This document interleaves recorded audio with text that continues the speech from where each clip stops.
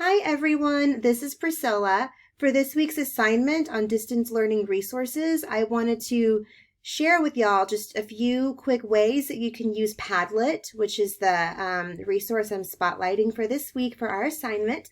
So Padlet is a free resource. There are upgrades available that you can certainly sign up for that are paid, but I've found that using Padlet, just the free one, is perfectly fine. So there's different ways that you can use it, and I wanted to show you just a few of the Padlets that I've used for different purposes. So one of the ways I've used a Padlet is to get answers from students. So there was a book that I did a read aloud on, Pasando Páginas or Turning Pages by Sonia Sotomayor. After we did the read aloud, I asked this question: which books have been mirrors for you, or which books have made an impact in your life? And these are some of the responses that I received. So from the responses, you can like a response, kind of like Facebook or Twitter. You can share a comment back to that person, and it just attaches it to the thread. Very simple. Another way that I've used it is during like professional development or during presentations with other educators. So similar to the previous one, we posed a question to the audience, and this updated live, kind of like a running dialogue almost. As people were responding to, to answer the question. And then from here, anyone can write their comment and post it. Oh, I think it's not coming out in the screen. And then just add, what they have to say. Another way that I've seen Padlet used is as a way to share book lists. So as you see here, this is a state reading list here in Texas, the Topaz reading list, and they've divided up the books on this year's list into different genres. And so then from there, you can click on the book and find out more information about it.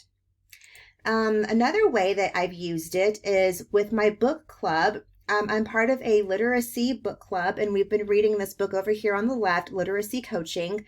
And a really cool thing is that you can really do anything with Padlet.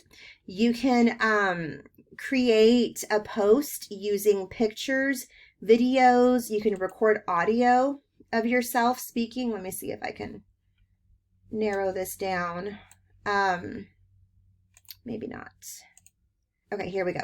So you can upload a picture from your computer. You can add a URL from, another website, add Google Images. You can take pictures, film, record your voice. You can screencast, you can draw, you can link to another Padlet. So you can create posts with virtually any kind of content. And what I like with Padlet is that although other apps and resources are out there that can allow you to do this, Padlet kind of has it like all in one. So if you're looking to screencast, if you're looking to share pictures or documents or record a video or put a video in here, you can do all of that within your Padlet.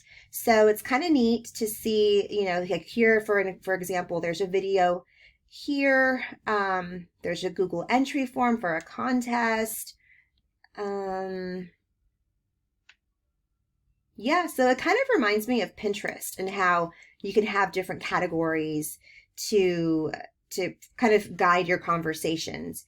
So anyway, I just wanted to share this with you all. I hope that you are able to give Padlet a chance, or if you know of other ways to use it, feel free to share that with me. I'm always learning and growing, so I appreciate your comments. Thanks.